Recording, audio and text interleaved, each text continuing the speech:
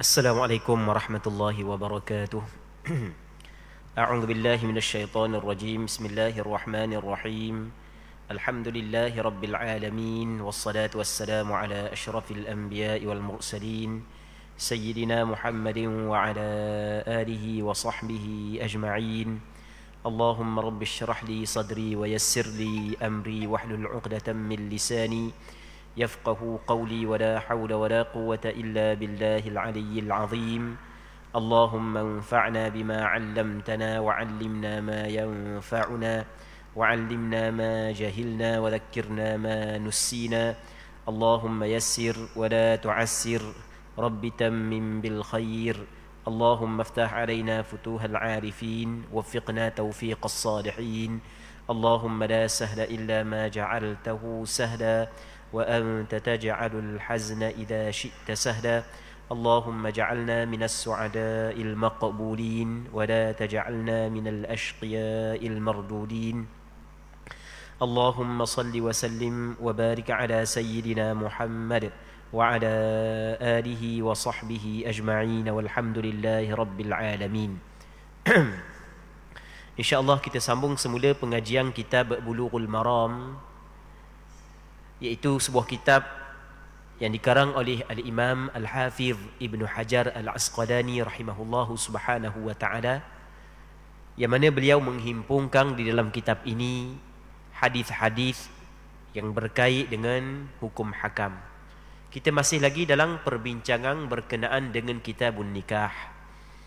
Hadis berikutnya katanya daripada Salim, daripada ayahnya, anna Ghailan bin Salamata أن غيلان بن سلمة أسلم وله 10 نسوة فأسلمن معه فأمره النبي صلى الله عليه وسلم أن يتخير منهن 4. Maksudnya adalah bahawa Ghailan bin Salamah telah memeluk Islam, sementara dia memiliki 10 orang isteri. Lalu mereka masuk Islam bersamanya. Lalu Nabi sallallahu alaihi wasallam memerintahkan kepadanya untuk memilih 4 orang daripada mereka. Hadis ini diriwayat oleh Imam Ahmad bin Hanbal, Imam At-Tirmidzi, dan dinilai sahih oleh Imam Ibn Hibban, Imam Hakim. Namun Imam Bukhari, Imam Abu Zur'ah dan Imam Abu Hatim menyatakannya bahawa hadis ini memiliki kecacatan. Muslimin muslimat yang dirahmati oleh Allah Subhanahu wa taala. Di dalam bab nikah, Syekh Ibn Hajar Al-Asqalani menyebut kepada kita sebuah hadis yang menceritakan bahawasanya ada seorang sahabat Rasulullah sallallahu alaihi wasallam yang dikenali sebagai Ghailan bin Salamah. Ghailan bin Salamah dia adalah daripada Puak Thaqif. Dia salah seorang daripada pembesar Thaqif. Dia tukang syair. Kalau di zaman tersebut, kalau tukang syair ni memang orang hebat lah. Yang mana dia telah memeluk Islam pada tahun Fathu Makkah, pada tahun penaklukan kota Mekah, pada tahun yang ke-8 daripada hijrah Nabi sallallahu alaihi wasallam. Yang mana masa dia memeluk Islam, dia memiliki 10 orang isteri. Dia memiliki 10 orang isteri. Di masyarakat Arab pada ketika itu, mu nak nikah ramai mana pun, hal tu terpulang kepadamu. Yang penting mu mampu. Kalau mu mampu, mu boleh nikah ramai. Begitu adat masyarakat Arab pada ketika itu. Sebab itulah kita kena faham bahawasanya Rasulullah sallallahu alaihi wasallam berkahwin ramai bukanlah maksud kepada kita, Pak, Rasulullah boleh lebih daripada Pak. Bukan maksud begitu. Maksud dia lagu mana? Maksud dia begini, baru kita faham molek. Masyarakat Arab pada ketika tu nikah ramai tu biasa. Orang mampu dia nikah ramai.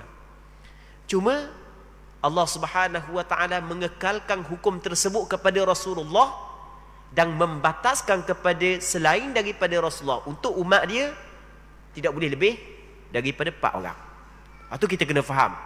Maksud kenapakah Rasulullah sallallahu alaihi wasallam dibenarkan lebih daripada 4 orang manakala umat hanya untuk ataupun untuk umat hanya sekadar 4 orang sahaja. Jadi dalam hadis ni Ghailan bin Salamah ketika memeluk Islam dia memiliki 10 orang isteri. Lepas tu isteri dia turut memeluk Islam kerana suami memeluk Islam. Jadi pakat masuk Islam belaka. Maka dia pergi jumpa dengan Nabi sallallahu alaihi wasallam. Lalu Rasulullah sallallahu alaihi wasallam menyuruh kepada dia supaya mengambil 4 orang sahaja daripada 10 orang. Pilihlah nak orang mana 4 orang. Hak yang 6 orang lagi perlu diceraikan. Kerana tidak boleh lebih daripada 4 orang.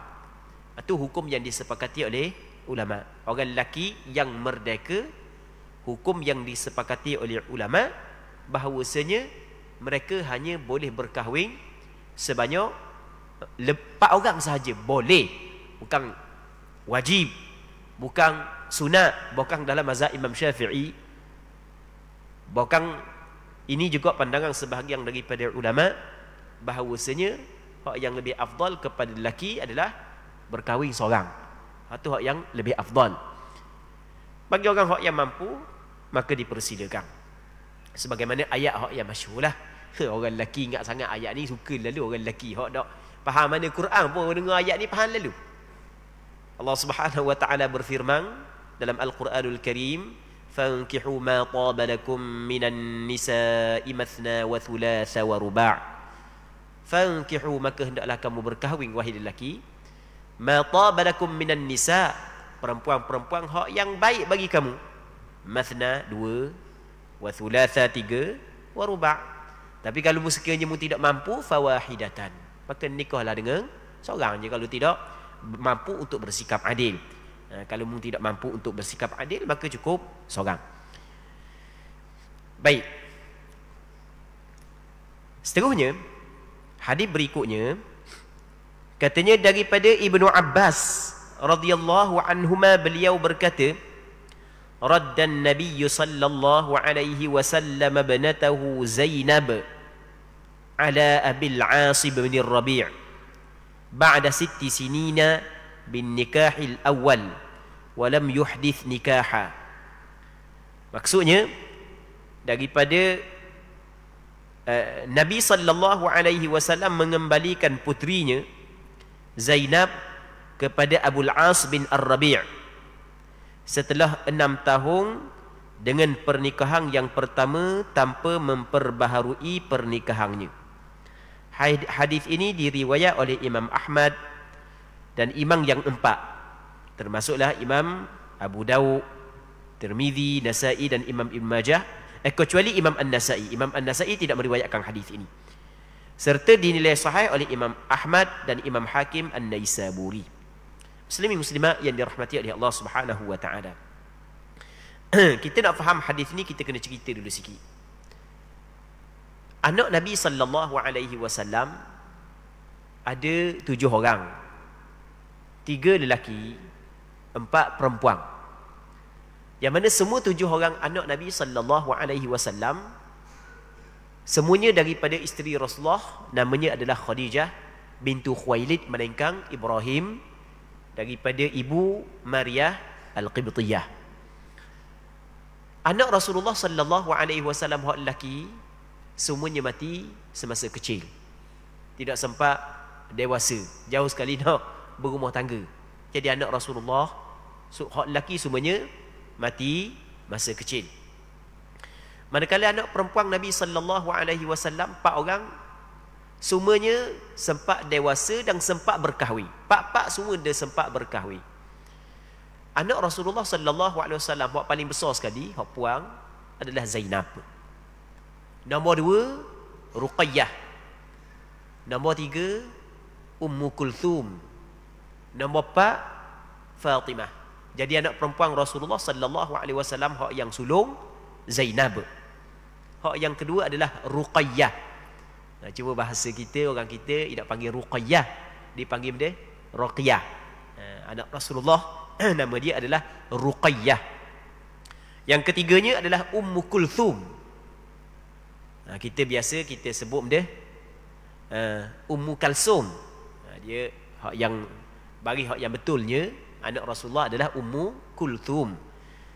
3. Yang keempatnya adalah Fatimah. Zainab suaminya adalah Abul As bin Ar-Rabi'. Nanti kita akan cerita siapa Abul As bin Ar-Rabi'. Manakala Ruqayyah, Ummu Kulthum, suami dia, kedua-dua ni adalah suami dia Uthman bin Affan. Mula-mula Rasulullah kahwinkan Sayyidina Uthman bin Affan dengan Ruqayyah. Setelah daripada Ruqayyah meninggal dunia, Rasulullah kahwinkan pula Sayyidina Uthman dengan adik kepada Ruqayyah. Nama dia adalah Ummu Kulthum. Baik. Ruqayyah dengan Ummu Kulthum, sebelum dia berkahwin dengan Sayyidina Uthman, dia pernah berkahwin dengan sepupu dia, anak kepada Abu Lahab. Satunya nama Utsbah, yang keduanya nama Utaibah. Tapi apabila Rasulullah sallallahu alaihi wasallam dilantik menjadi rasul, kemudian Rasulullah mengajak penduduk Mekah kepada mentauhidkan Allah, meninggal penyembahan berhala. Maka Abu Lahab, walaupun pak saudara Rasulullah, dia orang yang cukup kuat menentang Nabi sallallahu alaihi wasallam. Dia dengan bini dia sama naik. Jadi apabila dia gerang sangat kepada anak saudara dia Rasulullah, maka dia suruh dua orang anak dia mengembalikan semula dua anak perempuan Nabi sallallahu alaihi wasallam. Jadi anak dia takut kepada ayah, cerah bini, cerah belaka Ruqayyah dengan Ummul Kulthum dipulangkan kembali kepada Nabi sallallahu alaihi wasallam. Yang keempatnya adalah Fatimah. Fatimah suaminya adalah Ali bin Abi Talib, sepupu Nabi sallallahu alaihi wasallam. Baik. Kita nak cerita sikit tentang Abul As bin Ar-Rabi'. Abul As bin Ar-Rabi' radhiyallahu taala anhu, beliau adalah anak saudara kepada Khadijah bintu Khuwailid. Siapa Khadijah? Isteri Nabi sallallahu alaihi wasallam. Dia adalah anak saudara kepada isteri Rasulullah. Mak kepada Abul As bin Ar-Rabi', dua beradik dengan Khadijah. Jadi anak saudara dia.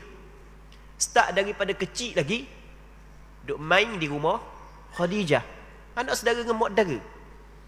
Jadi apabila Abul As bin Ar-Rabi' meningkat dewasa, Zainab pun dewasa dah, maka Khadijah terlalu sayang kepada anak dara dia mencadangkan kepada Nabi sallallahu alaihi wasallam untuk kahwinkan anak dia Zainab kepada anak saudara dia. Maka berlakulah perkahwinan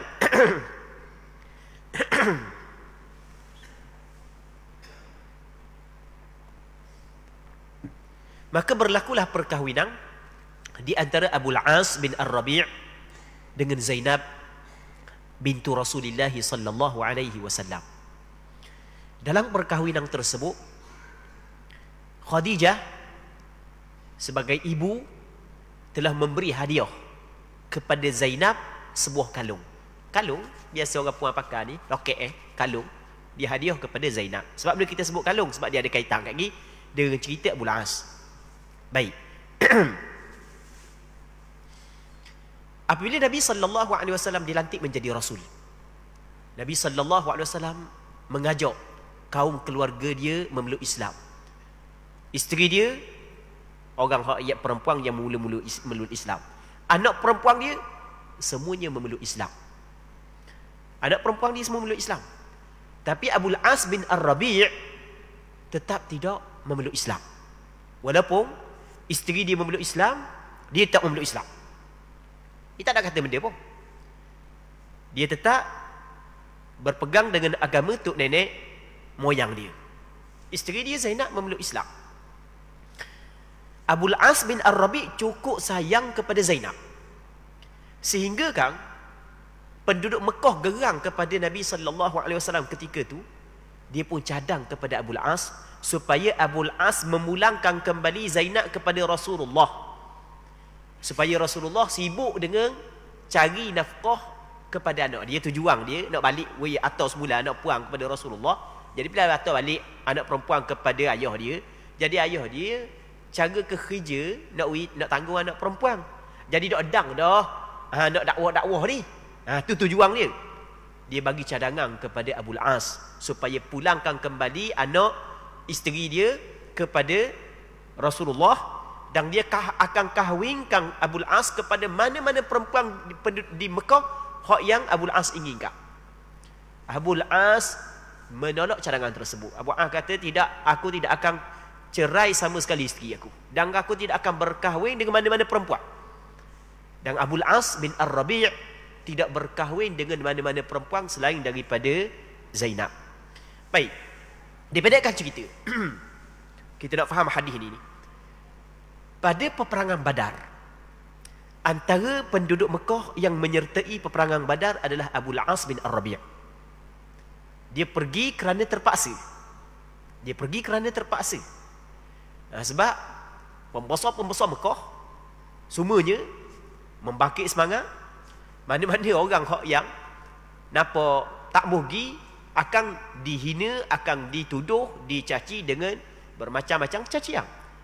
Maka orang-orang yang mempunyai air muka saat itu, hak tak mugi pun terpaksa kena gi bersama dengan tentera yang dipimpin oleh Abu Jahal. Baik, dalam peperangan Badar, musyrikin Mekah kalah teruk. Siapa ke Abu Jahal mati dalam peperangan Badar. Dan ramai musyrikin Mekah yang ditawang, termasuklah Abul As bin Ar-Rabi' ditawang. Dipendekkan cerita, apabila Rasulullah sallallahu alaihi wasallam berbincang dengan para sahabatnya, maka Rasulullah bersetuju untuk mengambil tebusan terhadap tawanan peperangan Badar. Zainab ketika itu duduk Mekah.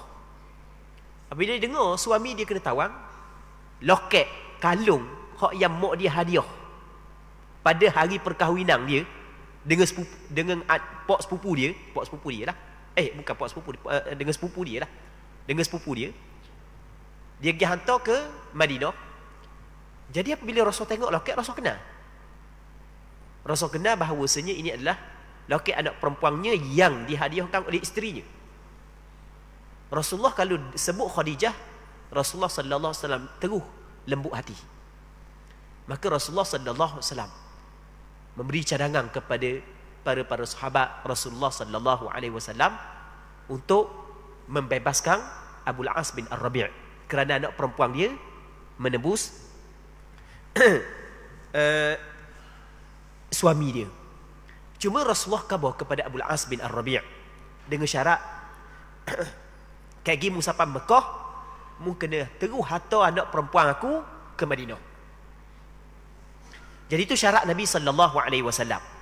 Jadi Rasulullah bebaskan Abul As bin Ar-Rabi', tapi meletakkan syarat, siapa di sana lepaskan anak perempuan aku.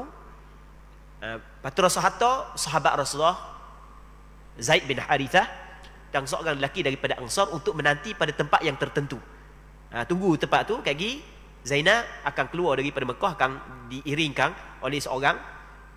Lepas tu dia akan bawa Zainab datang ke Madinah. Baik. Siapa di Mekah?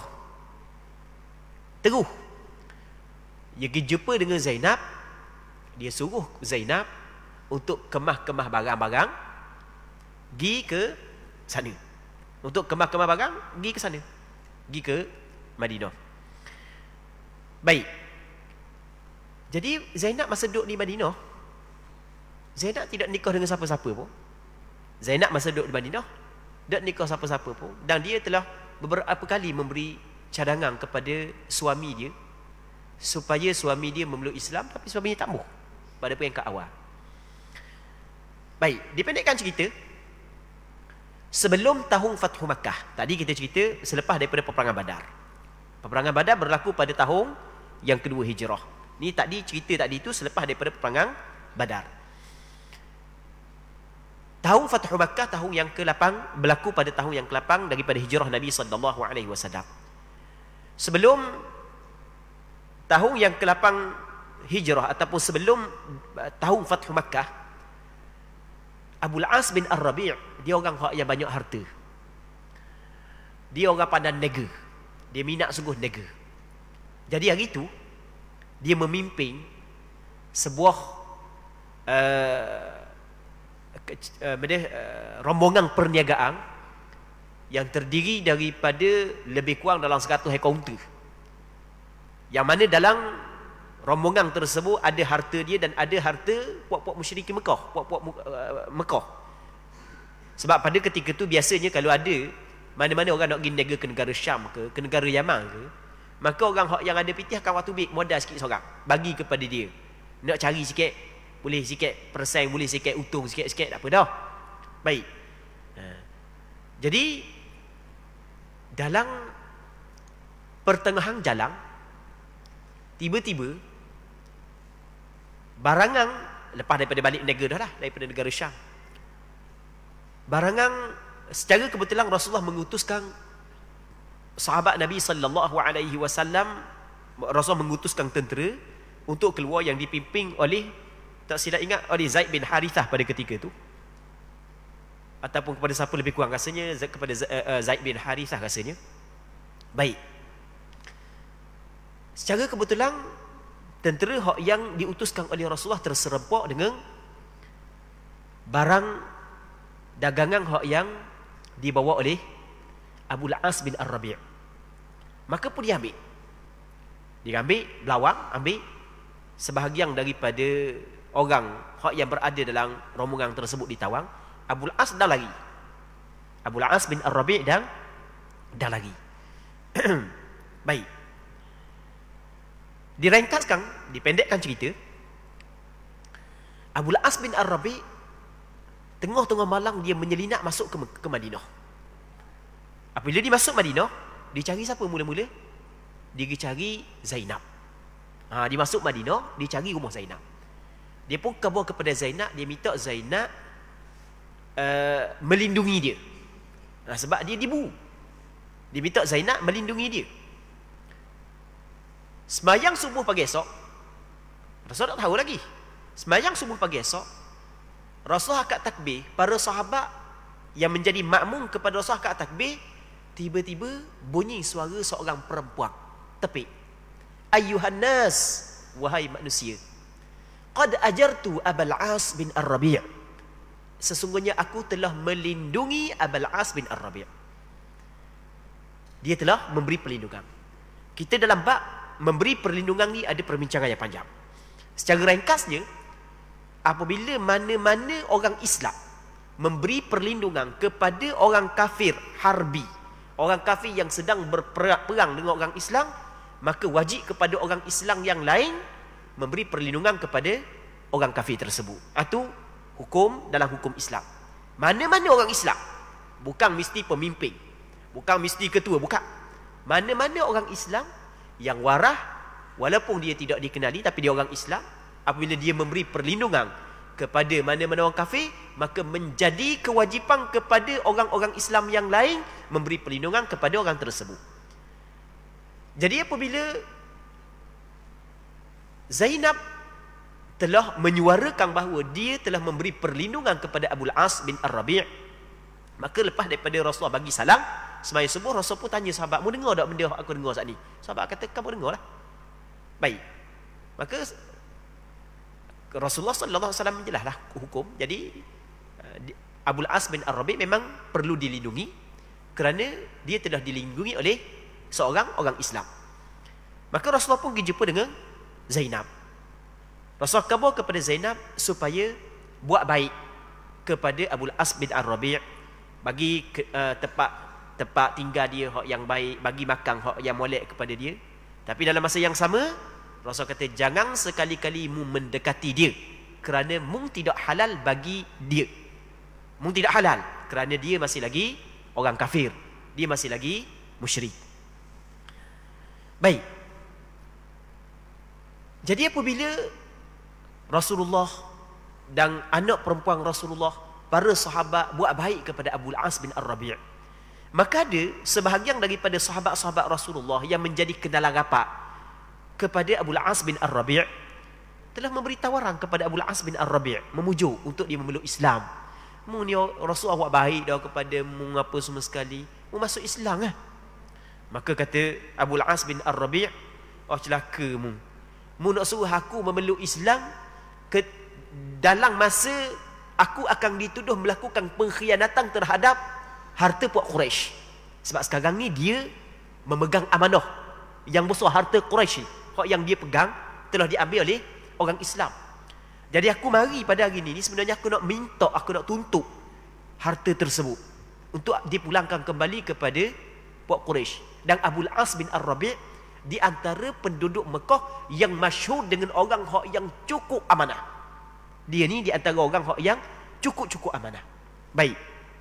Maka bila dia bercakap dengan Nabi sallallahu alaihi wasallam, dia berunding dengan Rasulullah, maka akhirnya Rasulullah bersetuju untuk memulangkan semula harta hak yang dirampas. Maka Rasulullah pun mengarahkan kepada tentera hak yang Rasulullah hantar saat itu, hak yang ambil harta dia pulang kembali. Dan satu sen pun, kalau cakap kita satu sen pun tidak kurang harta dia dipulang kembali.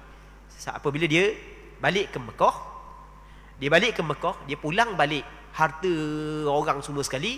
Lepas daripada itu dia pun khabar, ada lagi ke tak harta hak yang aku dak pulangkan lagi? Habis dah. Dia pun khabar, sebenarnya aku nak pulang belaka harta ni kepadamu supaya orang dak kata aku ni khianat kepadamu. Aku bersaksi tidak ada Tuhan melainkan Allah, dan aku bersaksi Muhammad adalah utusan Allah. Bila dia memeluk Islam, dia pun terus keluar daripada Mekah, dia pergi ke Madinah.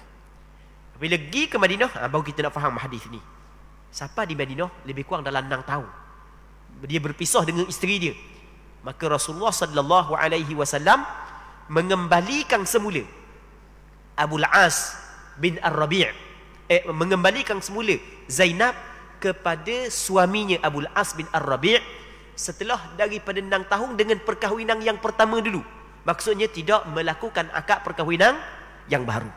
Jadi panjang cerita untuk kita faham hadis ni. Hadis pendek aja. Tidak, kalau kita nak cerita benda yang panjang saat ni, kita tidak akan faham hadis ni. Maka berdasarkan kepada hadis ini, sebahagian daripada ulama berpandangan bahawasanya seorang perempuan apabila dia memeluk Islam maka jelas dia tidak halal kepada suami dia. Seorang perempuan apabila dia memeluk Islam sedangkan suami dia tidak memeluk Islam, maka dia tidak halal kepada suami dia. Tapi apabila suami dia memeluk Islam selepas daripada tu, maka halal balik perempuan itu kepada suaminya tanpa perlu melakukan akad perkahwinan yang baru. Okey, itu secara ringkas hukum yang kita dapat ambil daripada hadis ini. Cuma untuk menyempurnakan lagi hukum ini, boleh kita buat sedikit kesimpulan berkenaan dengan orang perempuan hak yang bukan Islam dia memeluk Islam. Bagaimanakah perkahwinan dia dengan suami dia? Kita dalam Al-Quranul Karim ada ayat Allah Subhanahu wa taala berfirman, "Ya ayyuhalladzina amanu idza ja'akumul mu'minatu muhajiratin famtahinuhun.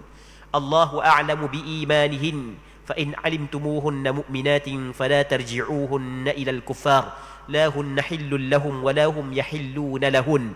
Allah Taala berfirman, wahai orang-orang yang beriman, apabila datang kepada kamu perempuan-perempuan yang beriman, berhijrah, maka hendaklah kamu uji mereka terlebih dahulu. Jangan mudah terima, mu kena uji dulu, betul tak dia beriman. Allahu a'lamu biimanihin. Allah Ta'ala lebih mengetahui terhadap iman mereka itu. Maka jika kamu mengetahui mereka itu telah beriman, maka jangan sekali-kali kamu mengembalikan perempuan-perempuan tersebut kepada suami-suami, kepada orang-orang kafir, kepada suami-suami mereka yang masih lagi kafir. Jangan. Sebab dia, sebab perempuan itu, perempuan hak yang beriman tidak halal kepada suami-suami mereka hak yang kafir, dan suami mereka tidak halal kepada perempuan-perempuan yang kafir. Jadi kita kena ingat, orang perempuan yang Islam dia tidak halal kepada lelaki kafir. Apabila pasangan suami isteri hak yang bukan Islam, tiba-tiba isteri dia memeluk Islam. Yang pertama sekali, kalau memeluk Islam isteri dia sebelum daripada berlaku persetubuhan, selepas daripada perkahwinan, mengikut agama dia, dah kira agama benda pun, mengikut cara dia dah berkahwin, tak ada masalah lah cara benda pun. Tiba-tiba isteri dia memeluk Islam sebelum daripada berlaku persetubuhan, maka memeluk Islam isteri itu dikirakan sebagai perpisahan. Secara automatik terus berpisah dah, sebab belum lagi bersetubuh. Okey, ni hak yang pertama. Yang keduanya, kalau sekiranya suami dia saat ni tu telah bersetubuh dengan dia setelah daripada berkahwin lama dah, setubuh dah, lepas tu baru si isteri memeluk Islam, sedangkan suami belum lagi memeluk Islam, maka kena tengok daripada isteri dia memeluk Islam sehingga habis iddah. Kalau suami dia memeluk Islam, maka dikembalikan isteri dia kepada suami dia tanpa perlu membuat akad perkahwinan yang baru. Jadi akad perkahwinan yang dilakukan oleh keduanya ketika mereka beragama lain, mengikut cara agama hak yang mereka itu anuti sebelum daripada ni, diakui oleh Islam apabila kedua-duanya memeluk Islam. Baik, jelas Okey, yang kedua. Yang ketiga, sekiranya si suami tidak memeluk Islam sehinggalah habis iddah isteri dia. Kalau isteri dia datang haid 3 kali suci, suami dia belum lagi memeluk Islam, maka putus dah perhubungan di antara dia dengan isteri dia. Jadi isteri dia pada ketika itu boleh berkahwin dengan mana-mana lelaki Islam hak yang perempuan tersebut inginkan. Cuma kalau sekiranya perempuan itu memilih untuk tidak berkahwin, setelah daripada habis iddah yang berkahwin lagi, selang beberapa bulan, selang beberapa tahun lepas daripada tu, tiba-tiba suami dia memeluk Islam. Lepas tu suami ni nak baik balik dengan dia, adakah perlu melakukan akad perkahwinan yang baru, ataupun sudah memadai dengan akad perkahwinan hak yang dilakukan sebelum daripada keduanya memeluk Islam? Di sini berlaku khilaf di kalangan ulama.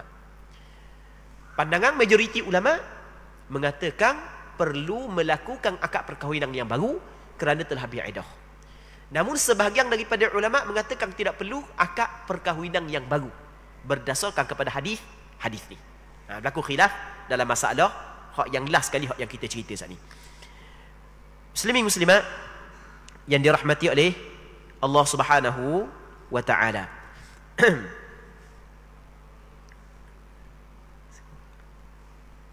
Sekejap dah jumpa cari kitab pula.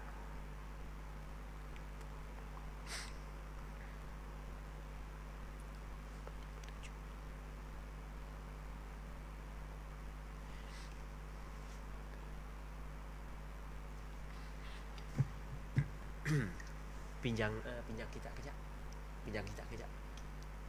Nak pinjang kitab kejap. Dak jumpa cari muka surat.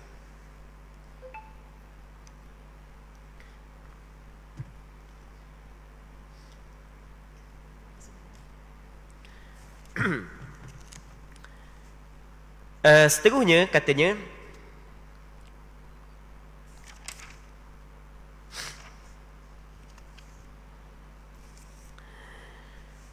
wa an Amr bin Shu'aib an abihi an jaddihi radhiyallahu anhum anna an-nabiy sallallahu alaihi wasallam radda ibnatahu Zainab ala Abil As binikahin jadid. Dan diriwayatkan daripada Amr bin Shu'aib daripada bapanya, daripada neneknya radhiyallahu anhum, bahawasanya Nabi sallallahu alaihi wasallam mengembalikan putrinya yang bernama Siti Zainab kepada suaminya yang bernama Abil As dengan nikah yang baru. Jadi hadis ni menjadi sandaran kepada pandangan majoriti ulama. Rasul kahwinkan dengan perkahwinan yang baru. Sebab tempoh di Abul As memeluk Islam lama. 6 tahun lepas daripada tu. Sebagaimana hadis yang sebelumnya, yang kita cerita tadi. Kata Imam Tirmizi, qala Tirmizi hadits Ibn Abbas ajwadu isnada wal amalu ala hadits Ibn Amr ala hadits Amr bin Shu'aib. Telah berkata Abu Isa At-Tirmizi, bermula hadis Ibnu Abbas lebih elok pada sanad. Jadi hadis yang kita baca saat ni dengan hadis yang sebelumnya, nisbah kepada sanadnya hadis yang sebelum lebih kuat lagi berbanding hadis yang kedua. Tetapi amal ulama, maksudnya amal ulama berpegang di atas hadis yang kedua. Sebab itulah kita kata pandangan majoriti ulama perlu kena melakukan akad perkahwinan yang baru. Baik. Jadi untuk malam ni kita berhenti sini dulu. Kita mengharapkan apa yang kita bincang ada manfaatnya dan ada keberkatannya. Semoga Allah Subhanahu Wa Taala memberkati majlis ilmu yang kita adakan pada malam yang mulia ini. Wallahu Subhanahu Wa Taala a'la wa alam. اللهم حققنا باتباع نبيك محمد صلى الله عليه وسلم ظاهرا وباطنا. اللهم إنا نسألك الإخلاص في القول والعمل. اللهم إنا نسألك الإخلاص في القول والعمل. اللهم إنا نسألك الإخلاص في القول والعمل. ربنا آتنا في الدنيا حسنة وفي الآخرة حسنة وقنا عذاب النار. اللهم اختم لنا بحسن الخاتمة ولا تختم علينا بسوء الخاتمة. وصلى الله على سيدنا محمد النبي الأمي وعلى آله وصحبه أجمعين والحمد لله رب العالمين.